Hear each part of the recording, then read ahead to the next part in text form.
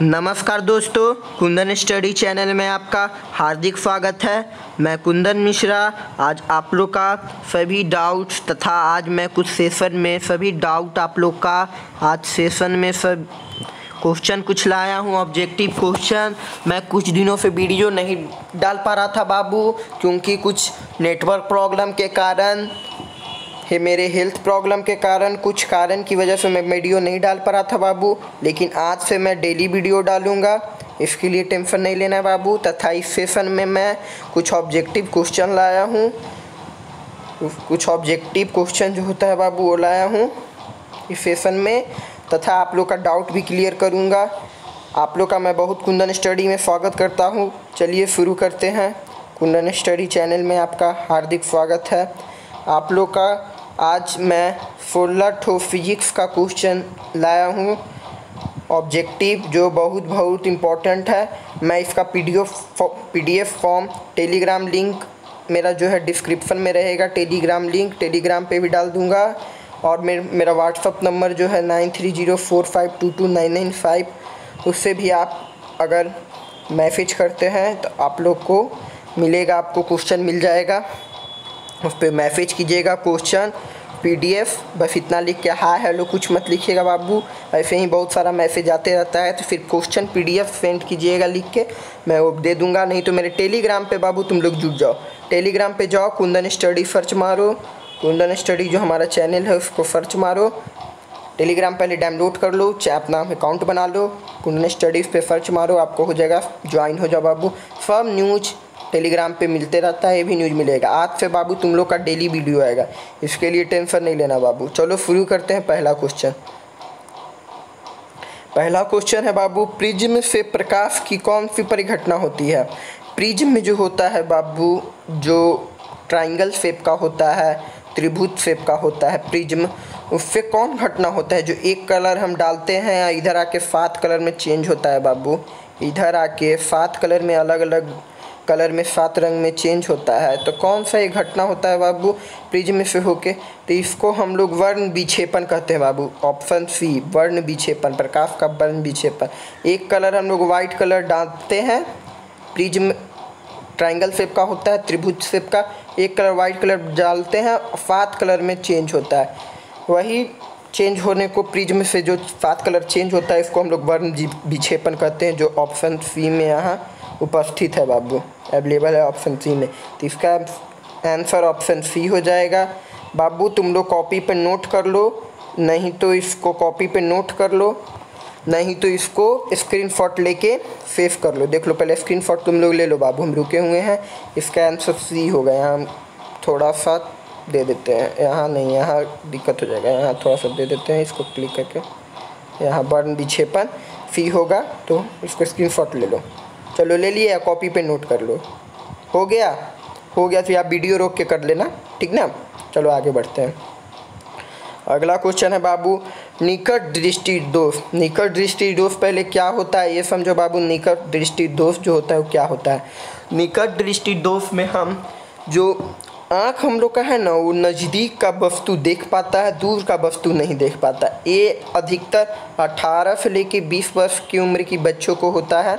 आप लोग में अगर मेरे वीडियो जो बच्चे देख रहे हैं उसमें कुछ बच्चों को ये बीमारी भी होगा, क्योंकि 18 से 20 वर्ष के बच्चों की उम्र में होता है ये। बूढ़ा आदमी को, ये ओल्ड एज के आदमी को नहीं होता है, ये होता है बच्चे को ही निकट दृष्टि दोष।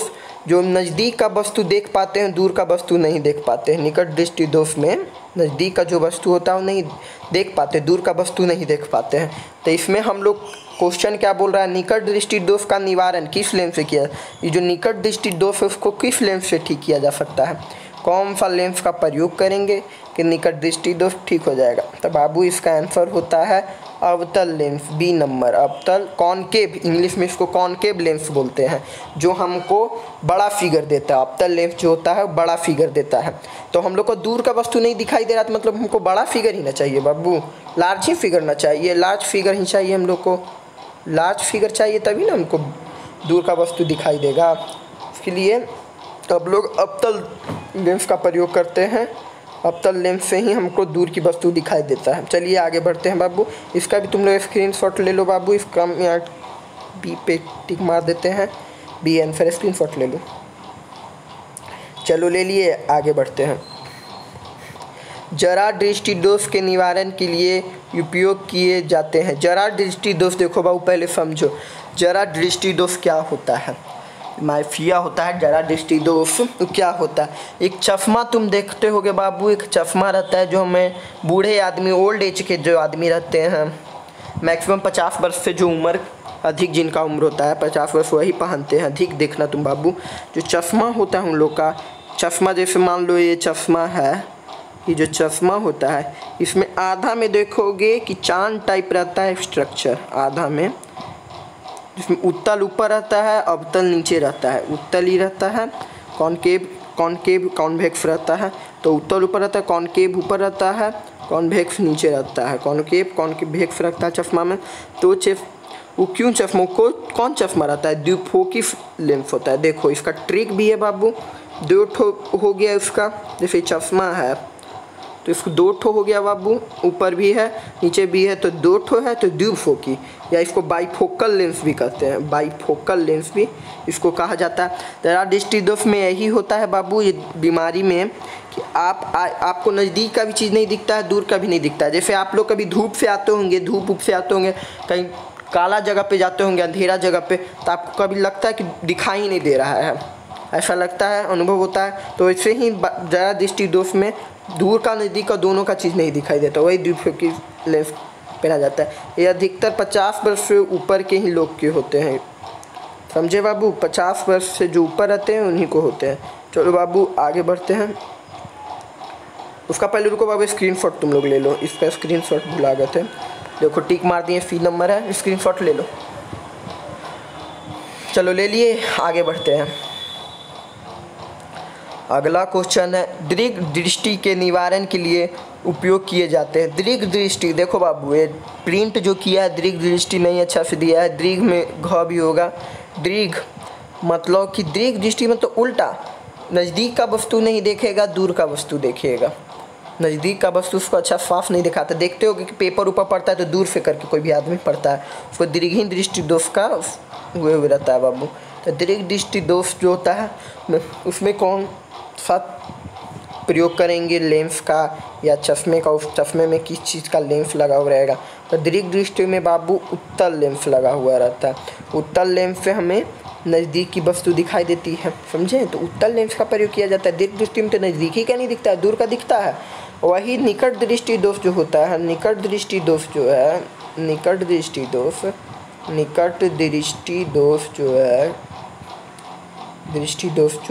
निकट दृष्टि दोष में आपका नज़दीक का चीज़ ही दिखता है, दूर का नहीं दिखता है। लेकिन उल्टा होता है, देखो दीर्घ नाम है, दूर नाम है, तो निकट। दीर्घ नाम है, जब दीर्घ नाम है तो निकट का चीज़ नहीं दिखेगा, दूर का दिखेगा। जो दिए हुए वो दिखेगा, दीर्घ दिए हुए तो दूर का चीज़ दिखेगा।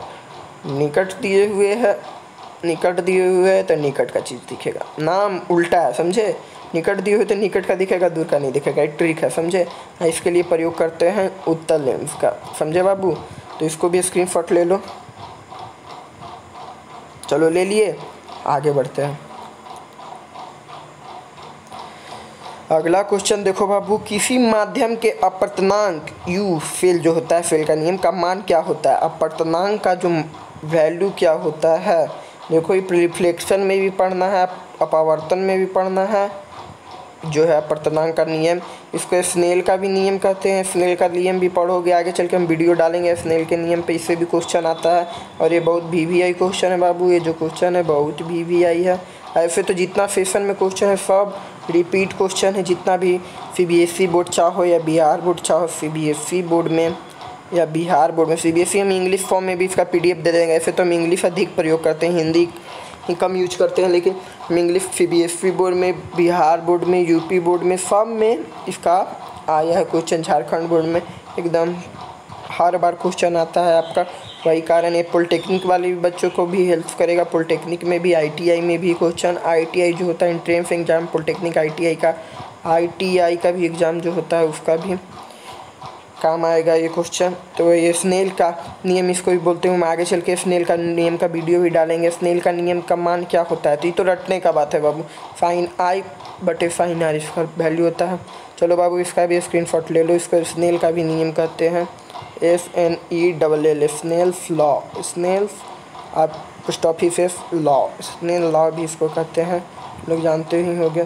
चलो इसका भी स्क्रीनशॉट ले लो बाबू। चलो ले लिए, इसका पहले हम टिक मार देते हैं तब लेना। चलो ले लो, चलो ले लिए, आगे बढ़ते हैं। आप लोग के मन में बहुत सारा डाउट भी है सेशन को लेकर, कितना दिन से सब वीडियो नहीं डाल रहे थे। सब आज डाउट क्लियर करेंगे बाबू, टेंशन नहीं लेना। लास्ट तक बने रहो, सेशन के लास्ट तक भी कुछ अनाउंसमेंट भी करेंगे, ठीक ना, तो लास्ट तक बने रहना। चलो आगे बाबू। फोटोग्राफी कैमरा, जो कैमरा रहता है DSLR रहता है, कोई भी कैमरा रहता है, या मोबाइल में DSLR रहता है या मोबाइल में कैमरा रहता है, जो भी रहता है उसमें क्या लगा हुआ रहता है, कौन सा लेंस लगा हुआ रहता है। ये हमारे डेली यूज का भी क्वेश्चन हो गया। ये बहुत ही, ये भी VVI क्वेश्चन है बाबू, ये भी बहुत VVI क्वेश्चन है, हर बार पूछा गया है। मेरा हर साल क्वेश्चन जो सेट करते हैं लड़ता है, तो ये भी बहुत VVI क्वेश्चन है। देखो बाबू, फोटोग्राफी जो कैमरा रहता है या मोबाइल में जो कैमरा होता है, उस कैमरा में हम लोग उत्तल लेंस का प्रयोग करते हैं। उत्तल लेंस जो होता है ना, उसी का प्रयोग करते हैं। फोटोग्राफी कैमरा है हमारे मोबाइल में जो कैमरा, तो उसका उत्तल लेंस का प्रयोग होता है, समझे। चलो बाबू, ये क्वेश्चन आप लोग से, आई जो है हम लोग के आँख में, उत्तल लेंस को हिंदी में बाबू आपका कॉन्वेक्स लेंस कहेंगे, समझे। कॉनकेव कहते हैं अवतल को, कॉन्वेक्स कहते हैं उत्तल को। आप लोग से क्वेश्चन, इसका जवाब आप कमेंट में दीजिएगा। आई में कौन सा लेंस रहता है बाबू, आई में जो रहता है वो कौन सा लेंस रहता है, आँख में, आँख में कौन सा लेंस रहता है। चलो आप लोग इसका जवाब कमेंट में दीजिएगा। अगर नहीं आएगा तो मैं अगले सेशन में आप लोग को बताऊंगा कि आँख में, अगर नहीं आएगा तो नो लिखिएगा, तो हम अगले सेशन में आँख में क्या होता है ये हम बताएंगे, कौन सा लेंस होता है, ठीक ना, कौन सा लेंस होता है हम अगले सेशन में बताएंगे। चलो आगे बढ़ते हैं बाबू। इसका स्क्रीनशॉट ले लो, उत्तल पे क्लिक कर देते हैं। चलो स्क्रीनशॉट ले लो इसका भी, चलो ले लिए, आगे बढ़ते हैं। साइड मिरर जो होता है, अगला क्वेश्चन आपका बोलता है कि साइड मिरर में के रूप में प्रयुक्त होता है कौन सा दर्पण। साइड मिरर, साइड मिरर समझे बाबू, पहले हम आप लोग को बताते हैं साइड मिरर क्या होता है। आप लोग का बाइक में जो साइड मिरर होता है, बाइक में जो पीछे देखने के लिए साइड मिरर दिया हुआ रहता है, बाइक में लाइट नहीं, हेडलाइट नहीं, साइड मिरर जो रहता है, पीछे का गाड़ी कौन आ रहा है, क्या हो रहा है, जो हैंडल के पास दिया रहता है या कार में दिए हुए रहता है, वो कौन सा दर्पण से बना रहता है। ये भी बहुत VVI क्वेश्चन है बाबू, ये भी जो है बहुत VVI क्वेश्चन है, वेरी वेरी इंपॉर्टेंट।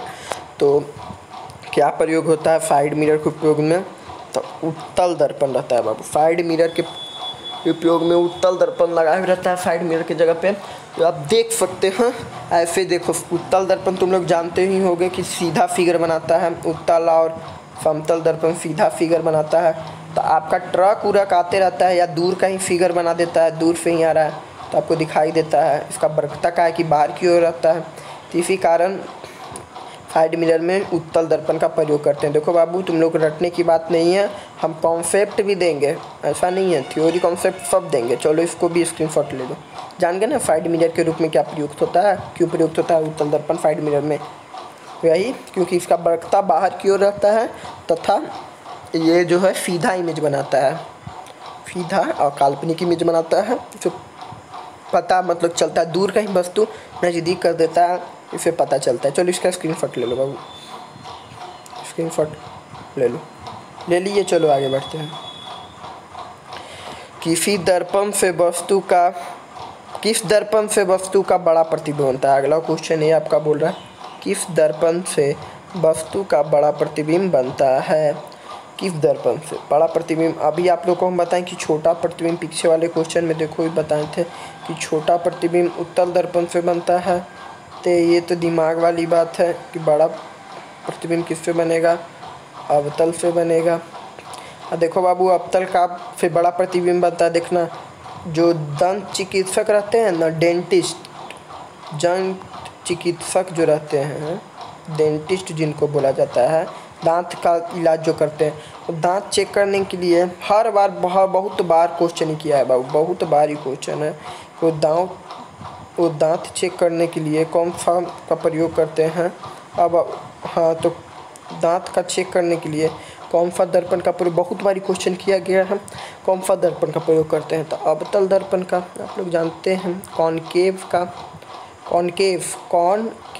प्रयोग करते हैं बाबू। कौन, देखो हम अच्छा से लिख देते हैं, कॉनकेव का, CAVE बाबू। ये ड्यू रिकॉर्डर पे तो अच्छा से नहीं होता है। हम कुछ दिनों में पावर पॉइंट पे भी, मेरे लैपटॉप का टेक्निकल प्रॉब्लम ठीक हो जाए तो हम पावर पॉइंट पे भी पढ़ाई शुरू करेंगे, तो उस पर और अच्छा से पढ़ाई होगा। देखो कॉपी से ड्यू रिकॉर्डर पे आए, अब ड्यू रिकॉर्डर से जल्दी पावर पॉइंट पर आ जाएंगे, इसलिए टेंशन नहीं लेना है बाबू। आपको लास्ट के सेशन में सब बताया जाएगा आगे का तैयारी के बारे में।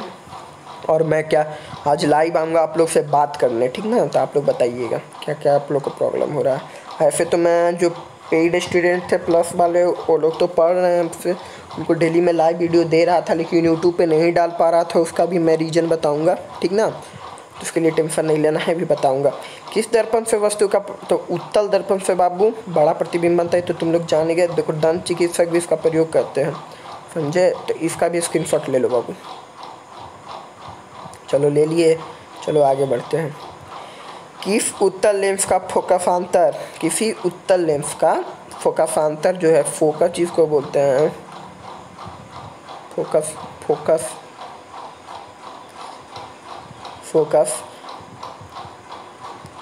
50 है। उसका फोकस दूरी जो है वो 50 है। तो उसकी क्षमता क्या होती है। क्षमता देखो बाबू, लेंस की क्षमता अगर आपसे पूछे, लेंस की क्षमता लेंस का पावर पूछे, पावर ऑफ लेंस, वही क्षमता पावर एक ही होता है। पावर ऑफ लेंस पूछे आपसे, पावर ऑफ लेंस पूछे, तो इसका फॉर्मूला होता है, इसको तो पहले पावर ऑफ लेंस किसको कहते हैं, डायोप्टर को, मीटर सेकेंड को कहते हैं, डायोप्टर को भी कहते हैं, डी को, डायोप्टर को। तो इसका बताओ कि इसका फॉर्मूला है क्षमता निकालने का, फोकस से क्षमता निकालने का। D बराबर 1/f, 1 का जो वैल्यू होता है वो 100/f होता है। तो 100/f, तो इक्वल टू 100/f, f दिए हुए 50, f तो फोकस है, तो 50, इसको पहले कट कर देते हैं, अच्छा से करते हैं। D बराबर 1/f दिए हुए रहता है, तो 100/f 1 कहीं रहता है, तो 1 का वैल्यू 100 ही रहता है, समझे। 100 लेके चलना पड़ता है। तो 100/f, तो 100 का देखो, 100 का 100 आ जाएगा, D निकालना है। f यहाँ कितना दिए हुए 50/50, इसको काटो, 50 दूनी 100, 2 आ जाएगा +2D आंसर। तो यहाँ देखो जिसका +2D यहाँ दिए हुए है, +2D दिए हुए, -2D नहीं +2D होगा, क्या कि 100 में 50 होगा बाबू। 100 में 50 होगा तो 2 ही बार में कटेगा, माइनस कहाँ से आएगा, तो +2D ना होगा। इतना टाइम लोगे बाबू, इतना देर में बनाना नहीं है। 50 देखना है, 100 से भागा दे दो, 100 को 50 से भागा दे दो, 50 दूनी 100, एकदम देखो तुरंत आंसर करो, क्या कि टाइम कभी इशू हो जाता है कभी कभी बाबू, लंबा नहीं बनाना ऑब्जेक्टिव। देखो यहाँ फिर अगला क्वेश्चन, 1 मीटर, उसका पहले स्क्रीनशॉट तुम लोग ले लो बाबू, उसका स्क्रीनशॉट ले लो। चलो ले लिए, आगे बढ़ते हैं। 1 मीटर फोकस दूरी वाले उत्तल लेंस की क्षमता। देखो उत्तल लेंस की क्षमता, तो उत्तल लेंस अब उसमें पूछा था किसका, एक उत्तल लेंस, इसमें भी उत्तल लेंस ही पूछ रहा है।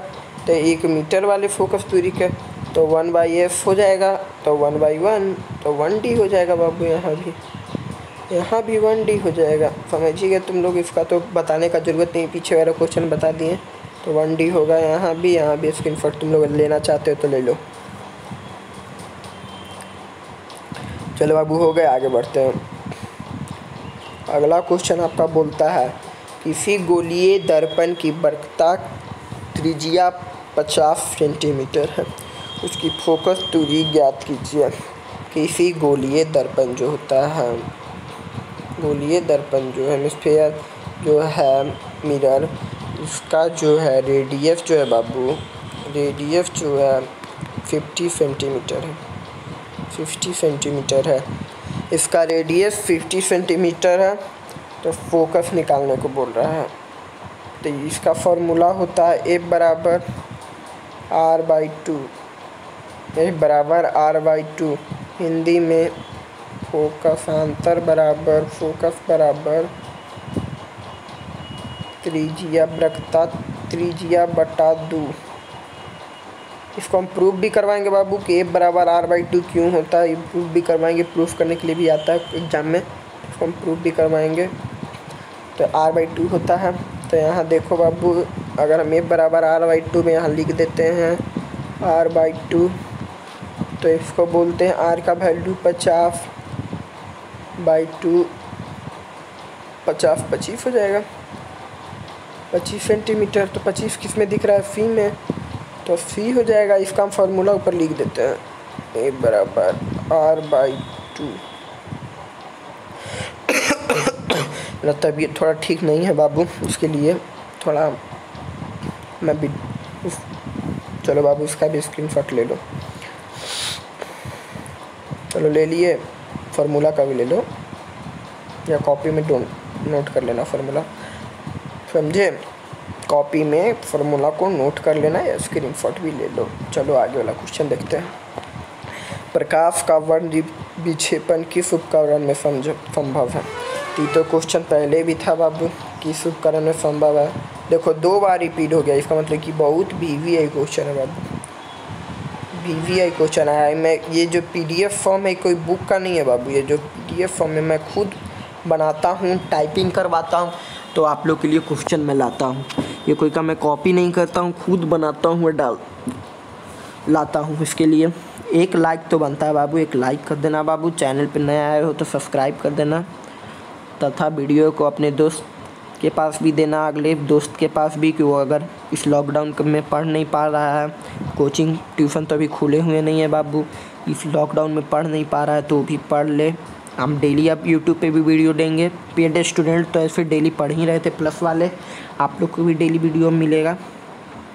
प्रकाश का वर्ण विक्षेपण किस उपकरण में होता है। तो पहले भी बता दिए थे बाबू, प्रिज्म में होता है। प्रकाश का वर्ण विक्षेपण जो होता है वो प्रिज्म में होता है। प्रिज्म पे मैं यहाँ टिक मार देता हूँ बाबू, यहाँ मैं प्रिज्म बना देता हूँ। ट्रायंगल शेप का रहता है, एक कलर जाता है और 7 कलर में एक कलर जाता है, 7 कलर में 2 3 4 5 6 और एक कलर और 7 कलर में ये चेंज हो जाता है, वाइट कलर जाता है बीन। चलो बाबू आगे बढ़ते हैं। प्रकाश के अपवर्तन के कितने नियम होते हैं बाबू। रिफ्लेक्शन ऑफ लाइट के कितने रूल होते हैं। रिफ्लेक्शन ऑफ लाइट के कितने रूल होते हैं। रिफ्लेक्शन ऑफ लाइट के 2 रूल होते हैं बाबू। इसका भी स्क्रीनशॉट तुम लोग ले लो बाबू। अगला क्वेश्चन तुम्हारा बोलता है बाबू, अवतल दर्पण से परावर्तन के बाद किरण किस बिंदु से गुजरती है। अवतल दर्पण से परावर्तन के बाद किरण किस बिंदु से गुजरती है। पहले यार अवतल दर्पण हम लोग बना लेते हैं बाबू। अवतल दर्पण बन गया, line principal axis, focus, centre. परावर्तन हुआ बाबू, जैसे यहाँ परावर्तन तो एक टकरा के फिर तो ये फोकस से गुजरेगा बाबू। देखो तुम बाबू, ये तो फोकस है, प्रिंसिपल एक्सिस है, एक प्रिंसिपल एक्सिस है, फोकस से गुजरता है बाबू। ये देख लो तो फोकस किस में है, बी में, तो बी होगा बाबू। इसका हम ऊपर फिगर बना देते हैं। देखो जैसे ये अवतल दर्पण है, सेंटर है, एक्सिस, फोकस है, सेंटर है, परावर्तन के बाद फोकस से गुजरेगा बाबू। चलो इसका स्क्रीनशॉट भी ले लो। चलो ले लिए, आगे बढ़ते हैं। गोलीय दर्पण में फोकसांतर एवं वक्रता त्रिज्या में क्या संबंध है। ये तो अभी बताए थे बाबू के बराबर R/2 होता है, तो इसका भी आंसर बराबर R/2 सी है। फार्मूला से भी क्वेश्चन डायरेक्ट कर देता है बाबू, एग्जाम में फार्मूला से भी क्वेश्चन करता है। ये सब एकदम BVI क्वेश्चन है, समझे। तो चलो इसका भी स्क्रीनशॉट तुम लोग ले लो। चलो ले लिए, आगे बढ़ते हैं। दाढ़ी बनाने में कौन दर्पण उपयुक्त है, अथवा दाढ़ी बनाने के लिए किस प्रकार का दर्पण का प्रयोग किया जाता है। बाबू शेविंग, दाढ़ी बनाने में किस दर्पण का प्रयोग किया जाता है, तो दाढ़ी बनाने में अवतल दर्पण का प्रयोग किया जाता है। जो हम लोग सैलून जाते हैं तो अवतल दर्पण आगे भी लगा रहता है, पीछे भी लगता है, और बीच में हम लोग बैठे रहते हैं। हम तभी ना हम लोग सैलून में अपना फिगर नहीं गिन पाते हैं कितना फिगर हम लोग का बन रहा है, क्योंकि अवतल दर्पण के कारण। अवतल दर्पण बड़ा दिखाई देता है, तो आप लोग जानते हैं कि बड़ा तो शेविंग करते टाइम दिखाई देगा सब जो होगा, तो अच्छा से शेविंग होगा। छोटा छोटा दिखाई देगा बाबू, तो कैसे बनेगा दाढ़ी उड़ी या बाल कटेगा। वही तो हो गया। इस सेशन का ये लास्ट क्वेश्चन था बाबू। आप लोग को सेशन पसंद आया तो लाइक कीजिए, वीडियो को शेयर कर दीजिए और सब्सक्राइब कर दीजिए। शेयर कर दीजिए, लाइक कर दीजिए वीडियो को बाबू। चलो बाबू, तुम लोग का जितना भी डाउट है मैं क्लियर करवा देता हूँ। मैं इतना दिन से वीडियो क्यों नहीं डाल पा रहा था, मैं आगे करके। चलो बाबू, तुम लोग का पहला डाउट यही है बाबू कि इतना दिन से मैं वीडियो क्यों नहीं डाल रहा था। बाबू ये जो प्रॉब्लम है मेरा, कुछ दिनों से टेक्निकल प्रॉब्लम, नेटवर्क प्रॉब्लम भी आ रहा है, तथा मेरा कुछ दिनों से हेल्थ प्रॉब्लम भी था बाबू। मेरा स्वास्थ्य भी ठीक नहीं था, इसी कारण मैं यूट्यूब पे वीडियो नहीं डाल पा रहा था बाबू। मैं प्लस वाले जितने भी बच्चे हैं उन लोग को तो मैं डेली पढ़ा ही रहा था, लेकिन तुम लोग को बाबू नहीं डाल पा रहा था। 2 वीक लगभग हो गया मैं वीडियो नहीं डाल पा रहा था। आज से बाबू डेली वीडियो आएगा, इसके लिए टेंशन नहीं लेना बाबू। डेली यूट्यूब पे भी वीडियो आएगा। प्लस वाले को तो मैं डेली पढ़ा ही रहा हूँ बाबू। यूट्यूब पे भी डेली वीडियो आएगा बाबू, यूट्यूब पे भी डेली वीडियो आएगा प्रतिदिन, और डेली मैं पढ़ाऊँगा भी और ऑब्जेक्टिव भी लाऊंगा। तुम लोग को अगर सेशन अच्छा लगा हो तो शेयर कर दो। और बाबू तुम लोग प्लस ज्वाइन करने का कोशिश करो बाबू, आज नहीं तो कल तुम लोग को ज्वाइन करना ही है, तो बहुत जल्दी ही ज्वाइन कर लो। बहुत जल्द ज्वाइन कर लोगे तो जल्दी ही फ़ायदा होगा तुम लोग को। प्लस वाले बच्चे डेली क्लास कर रहे हैं, डेली 2 घंटा लाइव क्लास कर रहे हैं। उनको PDF नोट्स भी दिया गया है। ये सब जो मैं यूट्यूब पे भी करवा रहा हूँ उन लोग का तो ये सब हो गया है। चैप्टर 1 तो लोग का कंप्लीट है बाबू फिजिक्स में, समझे। तो प्लस ज्वाइन करो बाबू, प्लस ज्वाइन करने का कोशिश करो। अब होल सिलेबस मैंने तो कहा है कि होल सिलेबस में करवाऊँगा प्लस में। और कुछ दिनों में बाबू मैं पावर पॉइंट पे भी पढ़ाऊँगा, पावर पॉइंट पे पढ़ाना स्टार्ट कर दूँगा। तो पावर पॉइंट से पढ़ाएंगे प्लस वाले को, तो पावर पॉइंट से पढ़ाना शुरू करने जा रहे हैं। अभी तो मेरा टेक्निकल प्रॉब्लम है कुछ लैपटॉप में, तो लैपटॉप ठीक करवा के मैं पावर पॉइंट पे भी पढ़ाना ठीक कर दूंगा। फिर DU रिकॉर्डर से भी मैं पढ़ा रहा हूँ। प्लस वाले को तो मैं बोर्ड पे पढ़ाता हूँ, ठीक ना। तो आप लोग प्लस ज्वाइन करने का ठीक करें, ठीक ना। तो आप लोग को वीडियो अच्छा लगा हो तो लाइक कीजिएगा, शेयर कीजिएगा, सब्सक्राइब कर दीजिएगा चैनल, और बेल आइकन को दबा के ऑल पे क्लिक कर दीजिएगा, ठीक ना। ठीक है बाबू, थैंक यू।